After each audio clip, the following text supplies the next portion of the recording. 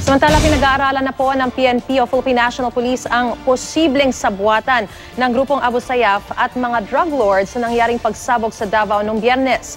Pakiusap naman ni PNP Chief Ronald Bato de la Rosa sa publiko, itigil ang pagpapakalat ng mapanakot na text message. Narito po ang aking report.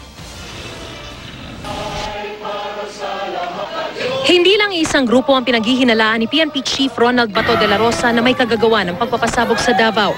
Pangunahin na riyan ang grupong Abu Sayyaf, pero tingin niya may kasabwat na ang teroristang grupo, ang mga drug lord. If itong mga Abu Sayyaf, they kidnap people for money, they can also bomb people for money. Pera-pera lang yan sila eh. Pera-pera. So kung ako'y mayaman na drug lord, pwede kong bayaran yung Abu Sayyaf. Pwede kong bigyan ng pera. Sige, bumbumba kayo. So you don't have to kidnap people. After all, mga terorista man ito.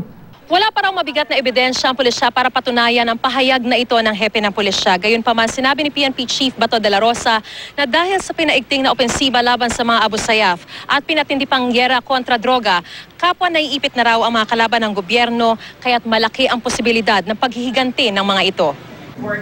Iniimbestigahan na raw ng pulisya ang mga kumakalat na text message na di umano'y may 4 na babae mula raw sa Basilan na nagbabalak na magsagawa ng suicide bombing sa mga mall sa Metro Manila. Pero sa mga nakakatanggap ng ganitong text message, may panawagan si Bato. Stop ninyong ikalat yung mga nagkakalat na text messages na alam naman natin na mga kalukuhan yon. I am discouraging the public to disseminate that to the public dahil magkukos ng panic nga.